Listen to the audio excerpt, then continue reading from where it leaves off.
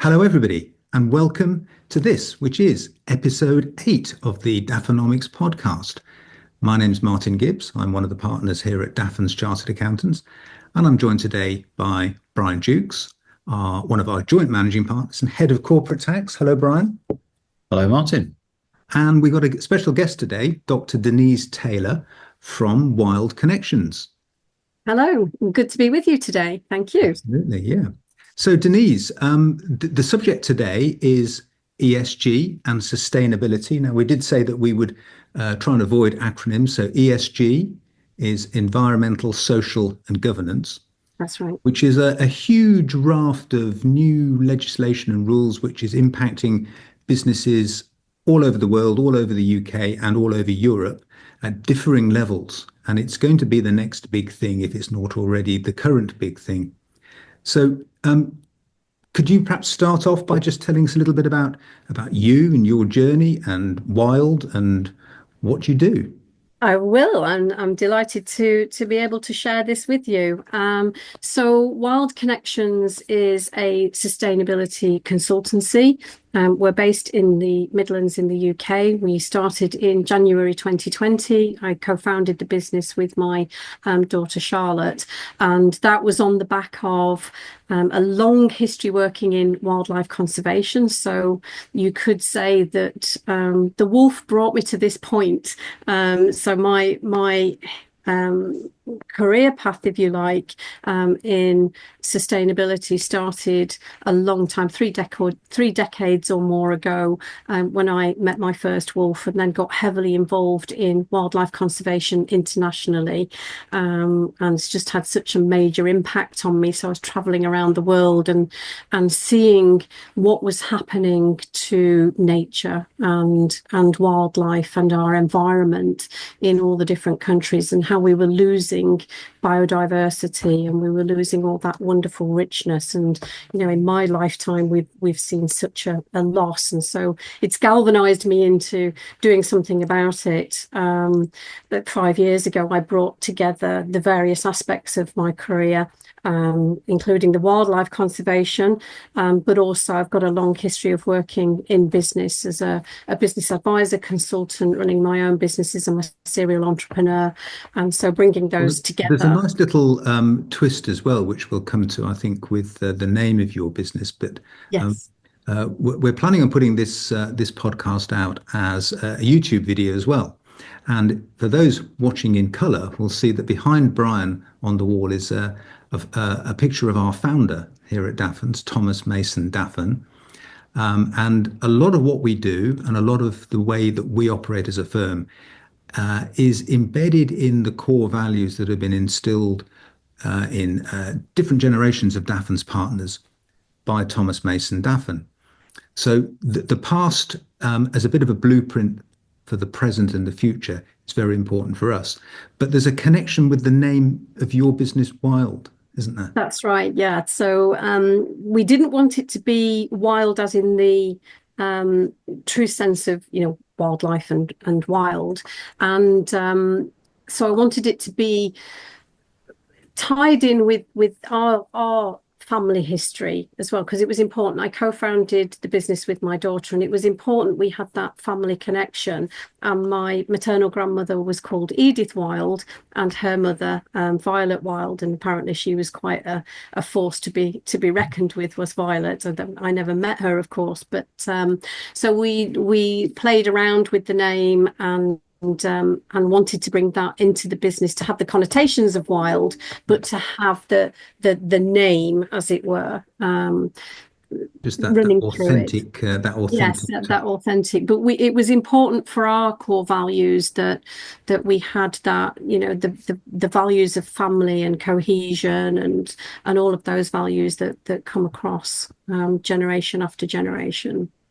So, Brian, you're a big advocate of the sustainability agenda that Dafferns is looking to follow. But do you want to just give us a quick overview as to what our story is and what our journey has been so far? I'd love to. Yeah. Those of you who've heard previous podcasts perhaps have heard this before, so apologies for boring you. But we are committed, we're passionate about the ESG journey, particularly the environmental side of things. And so we're trying very hard to do whatever we can to be a light touch on our environment and a positive force, a force for the good in our environment and in all of our connections.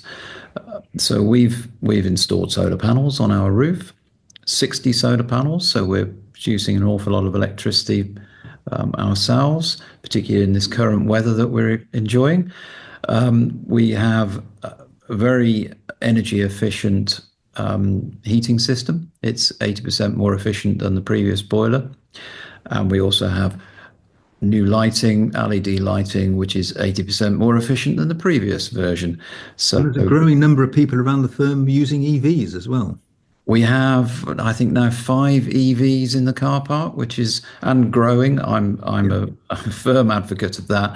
I recently took my EV on holiday down to Devon and previously to Scotland. It's perfectly doable. Yes, your trip to Scotland. I mean, I basically set you the challenge that is don't come back if you go in your petrol car. You need to go in the EV, and you did. And then you even managed the South Hams of Devon in it as well, which I think is a major achievement. And it was thoroughly enjoyable. I genuinely enjoyed the experience of searching out places to go to charge my car and enjoy a nice coffee whilst I was waiting for it. It's a different experience to the petrol driven vehicle. You have to stop and smell the coffee, so to speak, but it's thoroughly enjoyable. Literally and metaphorically. Yes, indeed. And beyond that, we recycle everything. We are passionate about recycling. In fact, we collect all of our food waste, and all of that goes into my food waste bin personally at the moment. But this is what you're talking about here is we as a firm are. We as a firm, yes. There are no rubbish bins in anyone's room anymore. Correct. But there are recycling bins all over the place, and team members are bringing in batteries from home to recycle here. And yes, and you take all the food waste home. So that's but it's incredible how that simple change of taking somebody's bin away forces them to think. And suddenly now they're recycling so much more than they were before. So that's a big step we've made. Did you have any pushback on that behavioural change? Because when you're trying to implement these changes, it's down to the behaviour and the attitudes, and very often there's some resistance. I'm very glad you asked me that, and the answer is yes, of course, but only very limited, and only for a very short period of time. It was quite remarkable how quickly people got used to it, and then it just becomes second nature. I mean, I think I'm still one of the people that's like, I can't find a bin. I need to throw this tissue away. Can't find a bin anywhere. Anybody know where there's a bin? Some people are just harder to win round. But in framing this as well from a Dafferns client perspective or a client angle, as a firm, Dafferns are members of AGN International. And you and I, Brian, have got very heavily involved with particularly the EMEA, the Europe, Middle East and Africa region of AGN International. And at the various conferences and meetings we've been to, ESG has been probably, until AI took over recently, has been the number one topic of conversation.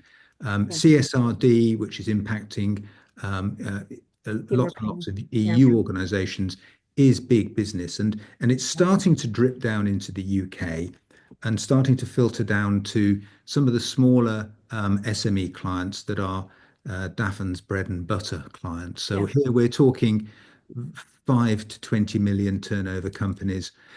Although they're not actually going to be caught by mandatory ESG reporting, they are getting caught through the back door with this trickle down effect where if they want to be suppliers into tier 1, tier 2 suppliers into larger organizations, they're having to provide a level of ESG information.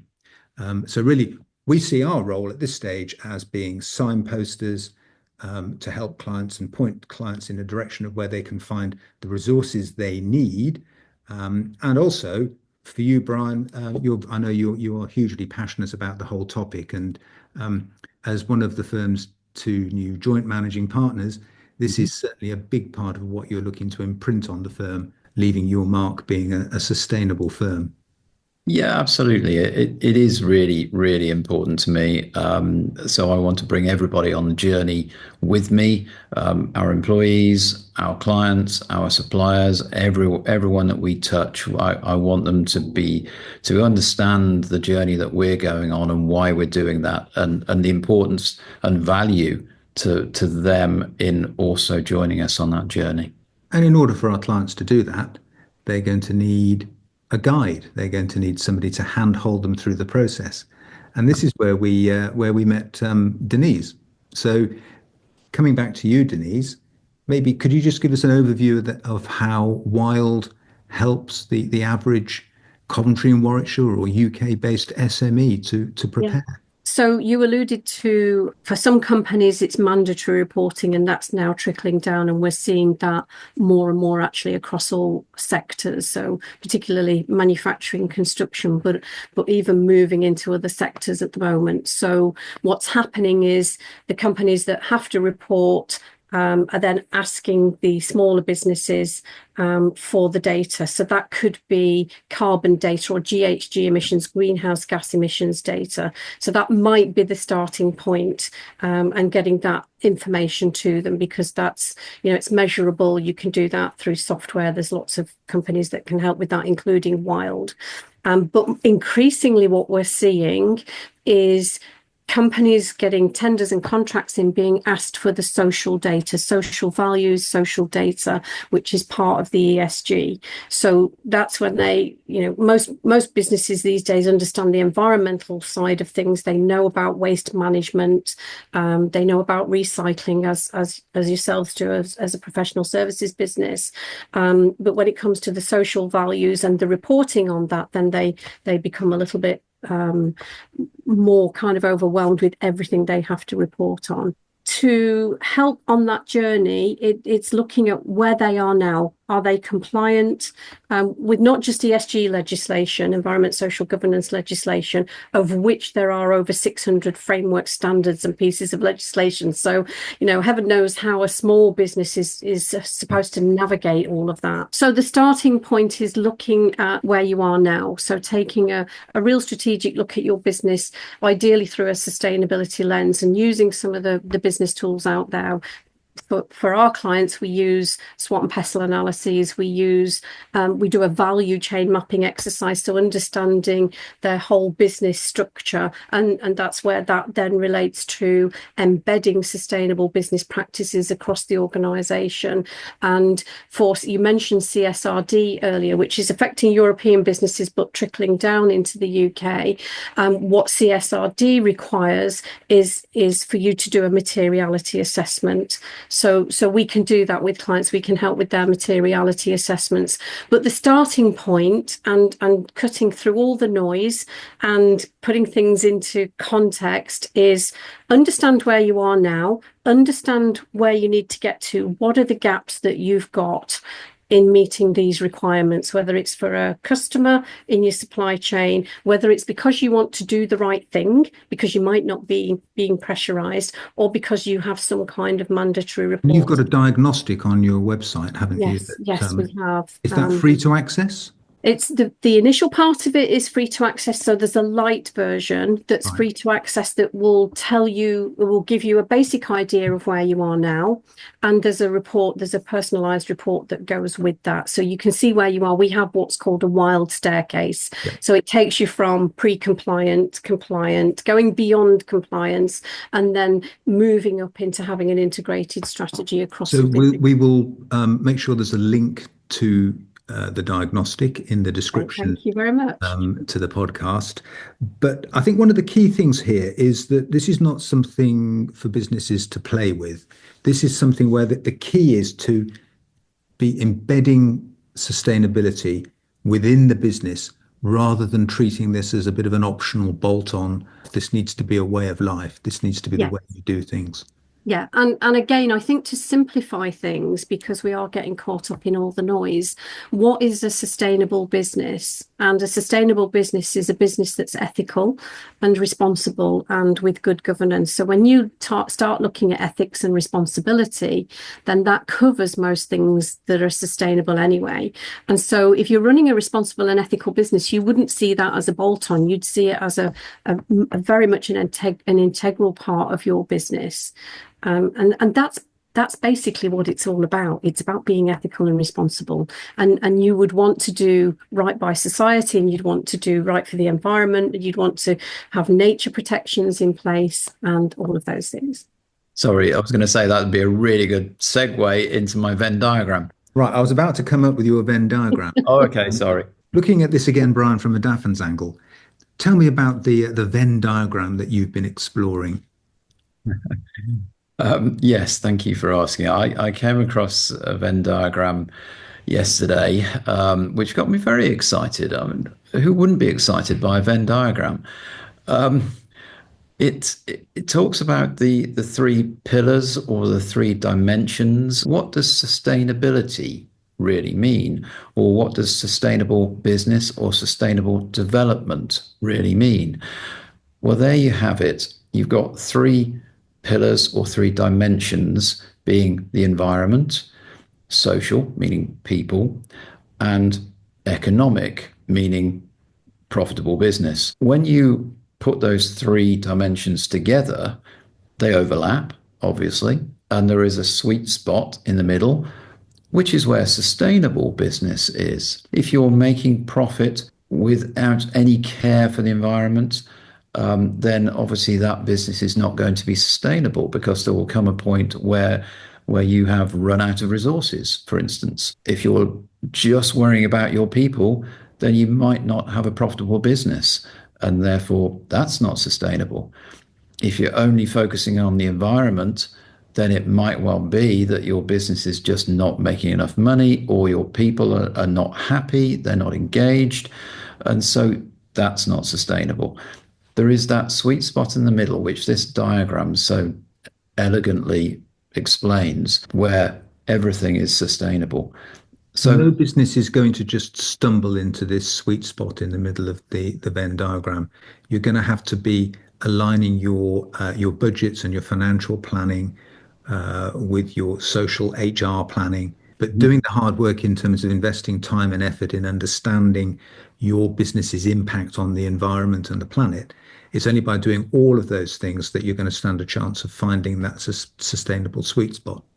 Yes, absolutely. I think it comes to a certain extent from within, from your core values, ethical principles, etc. But absolutely, you do need to do some work to analyze this and understand where you've got gaps.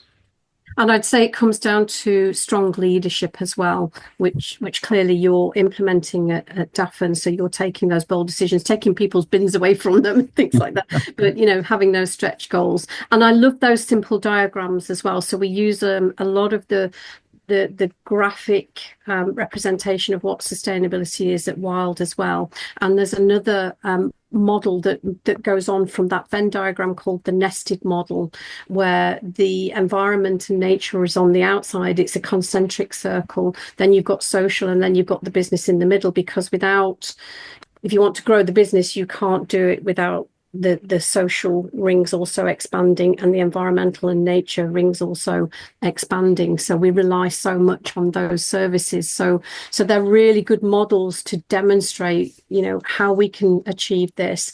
And in my experience, when we've been working with clients, most of them are doing quite a lot on the journey anyway.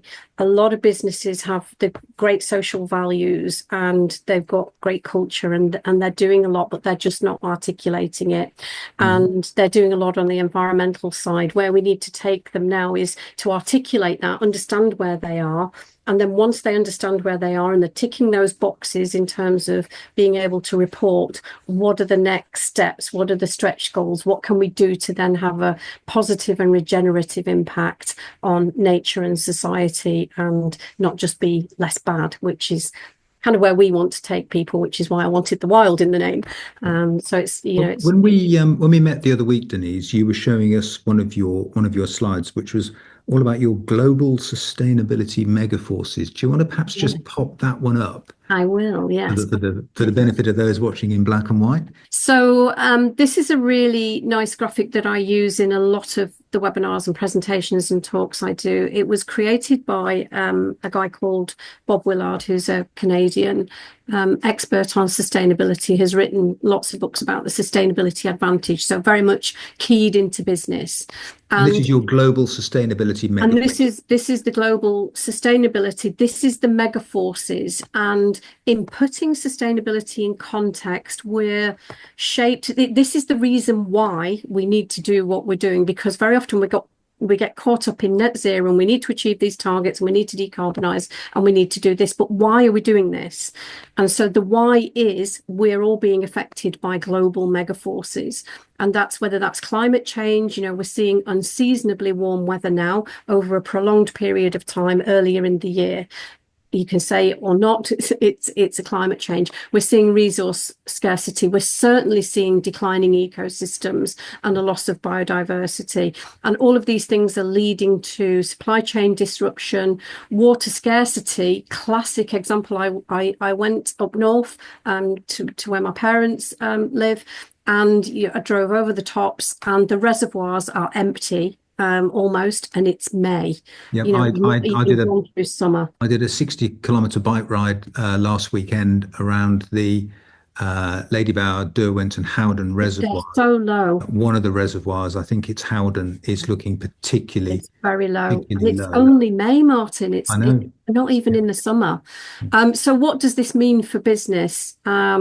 It's having an impact on increased costs and volatility. We've seen all the supply chain disruptions from things like geopolitical forces. So what's happening in the world geopolitically, socioeconomically, that's driving new regulations and governance. So that's hitting us from a business point of view. And I'm also seeing the weather changes, this hot weather. Now, if it gets above a certain temperature, I have clients in construction, they can't work at height. So it's physically impacting business, just one example. And, if you're in certain factory settings, you've got to be, taking account of that. And then you've got all the other things like consumer preferences, which we don't have time to go into on this. But there's risks that we've got to mitigate for sure. We've got to mitigate those risks and guard against market disruption, supply chain disruption. But what's missing out of the conversation is the opportunities. Yeah. And there are lots of opportunities. All the clients we've worked with have realized lots of opportunities, from the very basic cost reduction.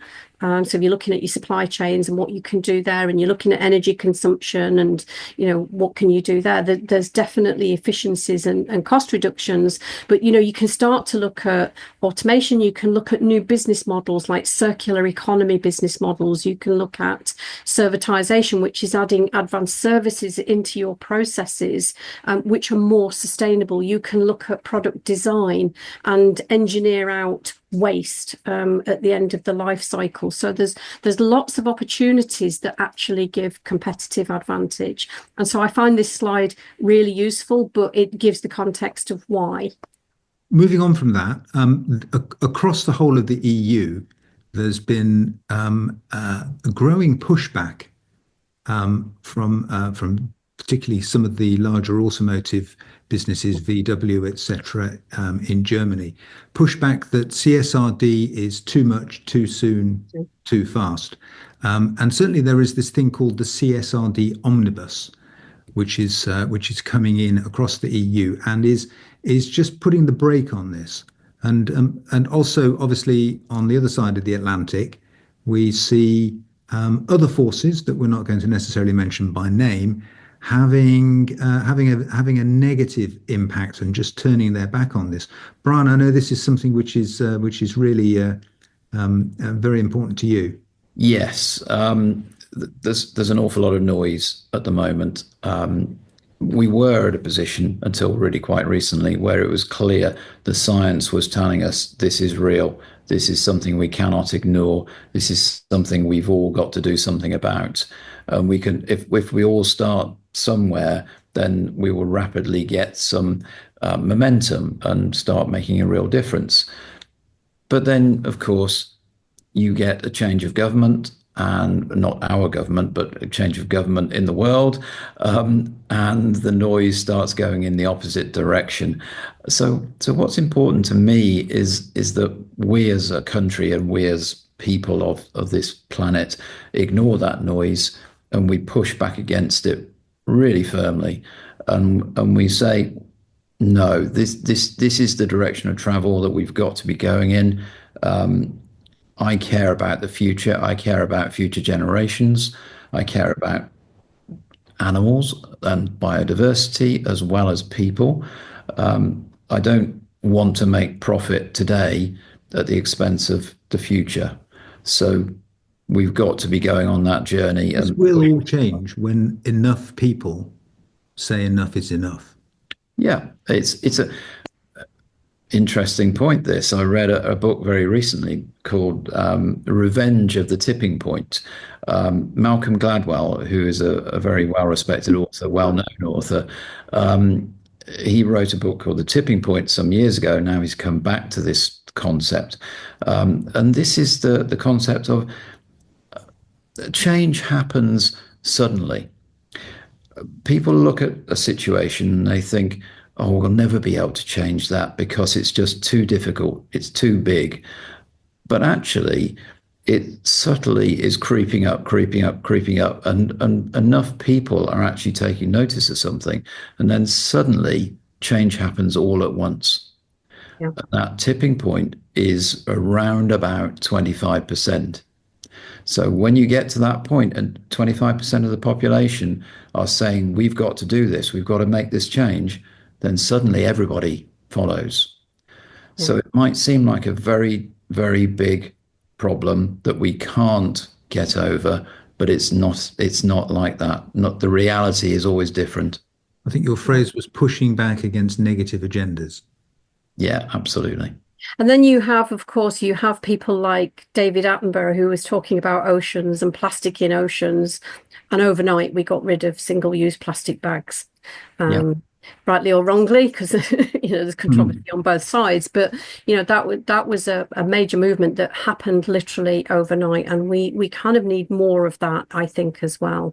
And it comes back as well to responsible and ethical, and what legacy do we want to leave for our children and grandchildren, and being ethical and responsible in business we should be doing anyway. We shouldn't need to badge it under ESG or sustainability. We should be pushing ahead with, good ethics, good responsibility. So what we're saying to our clients who are and contacts who are listening to this podcast, that this is all about making the right decisions for your business. You may not be mandated to do this yet. At some point in the next 5 years, undoubtedly, you are going to be mandated to report on this stuff. But you can start preparing. You can start doing the right thing for your business and for the world. It all sounds very grand. You can start doing the right thing for your business and the right thing for the environment in taking that first step to making your business sustainable. So what is that first step that people can take, Denise? It is, as I've said in earlier in this podcast, it's understanding where you are now and understanding your gaps, and then having some kind of idea with some guidance where you want to be. And it's cutting through all that noise and confusion and, what's going on out there. Let's put some context to it. Let's have a look at, what businesses want to be doing, should be doing. There are businesses out there that shouldn't be in business as well. So you've got to kind of look at that because they're so destructive to the environment. So they either change their business models completely and take on the responsibility and ethics. But for the majority of SMEs, they're doing social good. They're employing people, etc., making products that make our lives easier and whatever. So thinking about it, talking about it, and if you do nothing else, go to the Wylde Connections website. Absolutely. And complete the free diagnostic. It's the first step. And what we said in our previous podcast last year, Brian, was that just by doing the basic things, just by taking that first step, you are already putting yourself in one of the upper quartiles. You are you're moving ahead of the game, and you're doing the right thing. So that is something that we would definitely encourage everybody to do. Work out where your business is now, where you want to be, and look at some gaps, and use the diagnostic to make that easier. And Denise at Wylde will be happy to help and assist. Yeah, Brian and I here at Dafferns can point you in all sorts of directions if you need connections or you need assistance with any of this stuff. With that, I will just say thank you, Brian. My pleasure. And you and I will be back with another podcast. We've got another one planned in a few weeks, but topic yet to be determined. But I have to say, Denise, thank you very much for your time today. Great, and that you could join us. Yeah, thank you. And thank you for the opportunity. And I will just say one final comment. If we all take collectively a few small steps, then collectively we'll make the world a better place. Brilliant. Can't say it better. So thank you, guys, and see you again soon. Cheers. See you soon. Bye.